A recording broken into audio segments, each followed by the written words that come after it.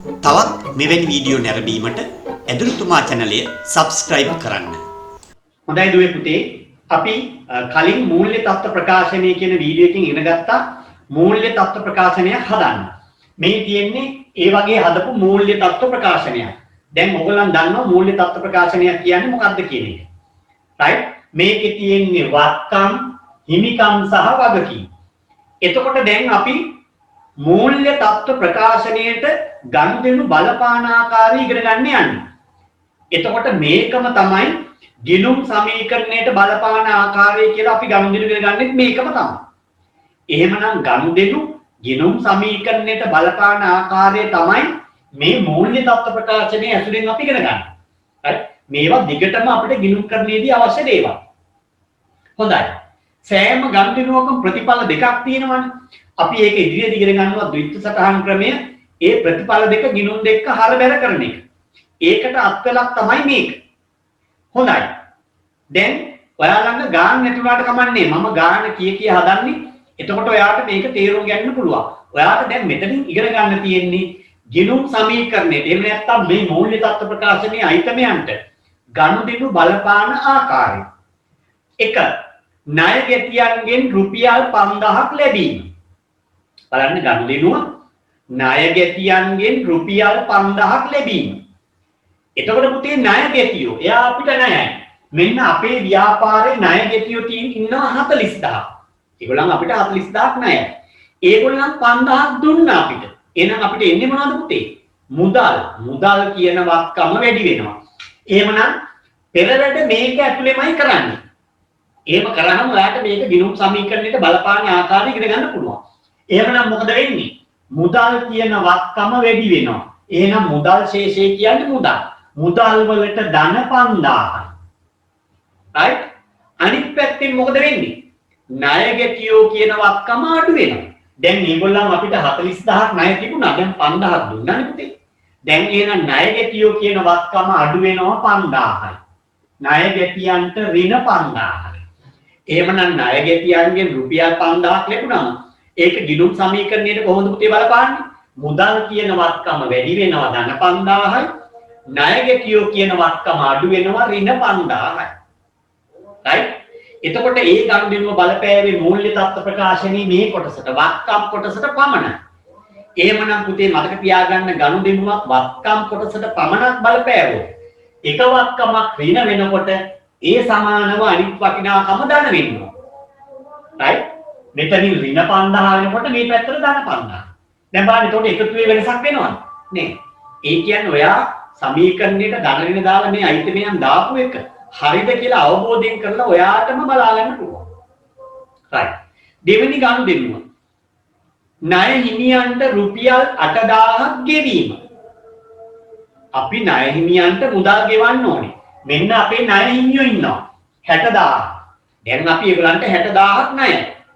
රුපියල් 8000ක් ගෙවනවා. ණය හිමියන්ට 8000ක් ගෙවනවා. එතකොට මොකද වෙන්නේ පුතේ? මුදල් කියන වත්කම අඩු වෙනවා. මුදල් වලට ඍණ 8000යි. අනිත් පැත්තෙන් මොකද වෙන්නේ පුතේ? අපේ ණය ගැතියෝ ණය හිමියෝ කියන වගකීම අඩු වෙනවා. අපි ඒගොල්ලන්ට ගෙවන්න ඕනේ මුදලින් 8000ක් ගෙවුවන්නේ. ණය හිමියන්ට ඍණ 8000යි. right? එහෙනම් බලන්න පුතේ මේ ගනුදෙනු නිසා ඇතිවෙච්ච ප්‍රතිඵලය මොකක්ද? මුදල් කියන වත්කම අඩු වුණා. අනිත් පැත්තෙන් ණය හිමියෝ කියන වගකීම අඩු වුණා. එහෙමනම් මේ වගේ ගනුදෙනුවක් නිසා වත්කමුත් අඩු වෙනවා වගකීමුත් අඩු වෙනවා. එහෙමනම් ඔයාට ධන බිම දාපු එක හරිද කියලා ඔයාටම බලා ගන්න පුළුවන් කොහොමද? මේ උඩ කොටස වත්කම් කොටසට ඍණ වුණොත් යට කොටසට ඍණ. මේ කොටසට ධන වුණොත් මේ කොටසට ධන. නැත්තම් මේක සමාන වෙන්නේ නැහැ. හැබැයි එක කොටසකට විතරක් ගියොත් ඒ ඉස්සල්ලා ගනුදෙනුව උඩ කොටසට විතරයි. එකක් ඍණ එකක් ධන. හොඳයි. තුන්වෙනි ගනුදෙනුව. අයිතිකරු රුපියල් ලක්ෂයක් වටිනා තම මෝටර රථය ව්‍යාපාරයක යෙදීම. අයිතිකරුගේ පෞද්ගලික මෝටර රථයේ ව්‍යාපාරයට යොදලා රුපියල් ලක්ෂයක් වටිනා මෝටර රථය. එතකොට ව්‍යාපාරයට එන්නේ මොනවද පුතේ? මෝටර රථ. මෝටර රථ කියන්නේ මොකද්ද? වත්කම. මෝටර රථ කියන වත්කම වැඩි වෙනවා ධන ලක්ෂයයි. right? අනිත් පැත්තෙන් බලන්න අයිතිකරු යෙදුවේ අයිතිකරු යොදන්න එයාගේ හිමිකම. ඒ කියන්නේ ප්‍රාග්ධනය වැඩි වෙනවා. දැන් මේ වෙනකොටත් අයිතිකරුට ව්‍යාපාරයෙන් අයිති 3,98,000ක් එයාගේ ප්‍රාග්ධනය. දැන් එයා සතු මෝටර රථෙත් ව්‍යාපාරයට දැම්මා ප්‍රාග්ධනය වශයෙන්. එහෙනම් මේක ප්‍රාග්ධනයට එකතු වෙනවා. ප්‍රාග්ධනයට ධන ලක්ෂයයි. එහෙමනම් මේ ගන්න දෙන්න නිසා මොකද වෙන්නේ?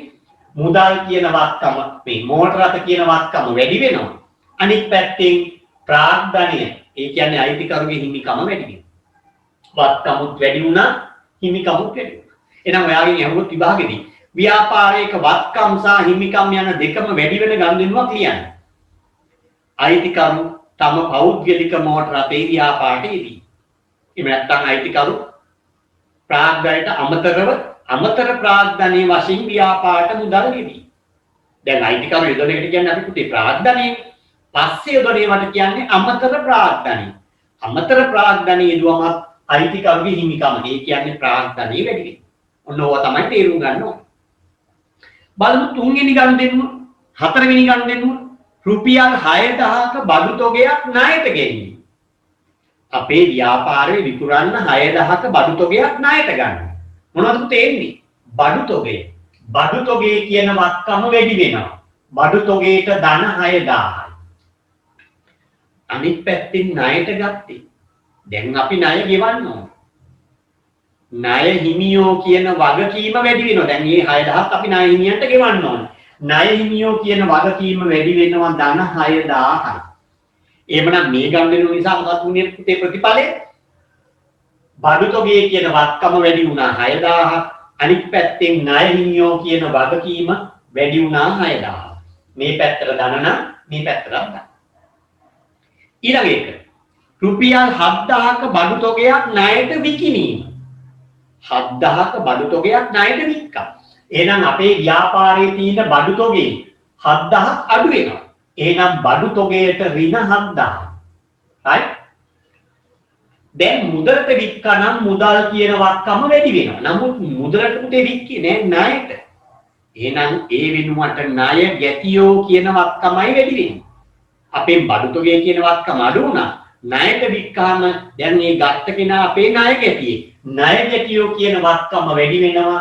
ණය ගැතියන්ට ධන 7000යි. right? එක වත්කමක් අඩු වුණා, තව වත්කමක් වැඩි වුණා. ඊළඟ එක අයිතිකරු ව්‍යාපාරයෙන් රුපියල් 4000ක් ගැනීම. දැන් අපි අයිතිකරු යොදනේවට කිව්වනේ පුතේ ප්‍රාග්ධනය කියලා. ඒ වගේ අයිතිකරු ව්‍යාපාරයෙන් ගන්නේවට කියන්නේ ගැනීම.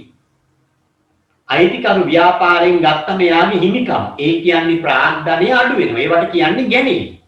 right. අයිතිකරු ව්‍යාපාරයෙන් රුපියල් 4000ක් ගත්තම එක පැත්තකින් මුදල් කියන වත්කම අඩු වෙනවා. මුදල් වලට ඍණ 4000යි.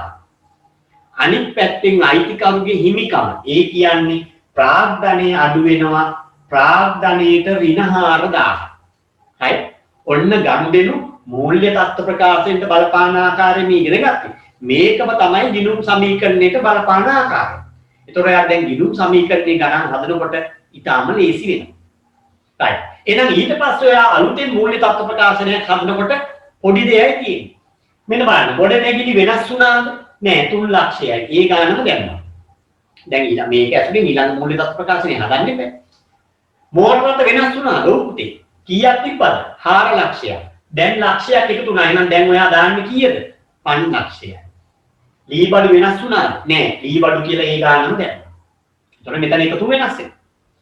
ඊළඟට ණය ගැතියෝ කල්පනාවෙන් පුතේ කීපයක් තියෙනවා. 40000ට 7000ක් එකතු වෙනවා 5000ක් අඩු වෙනවා. එහෙනම් 7000න් 5000ක් ගියාම 2000යි. 2000ක් ගන්න. වැඩිපුර 2000ක් තියෙනවා. ඒක එකතු කරනවා. එතකොට 42000.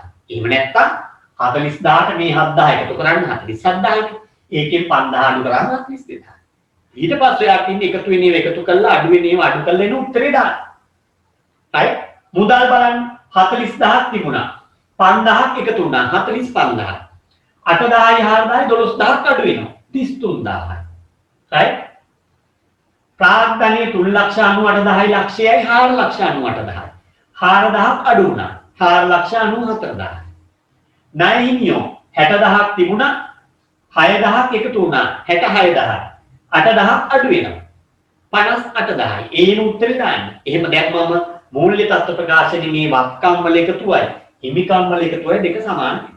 එහෙමනම් ගනුදෙනු මූල්‍ය තත්ත්ව ප්‍රකාශයෙන්ද එහෙම නැත්නම් ගිණුම් සමීකරණයට බලපාන ආකාරය ඕකයි.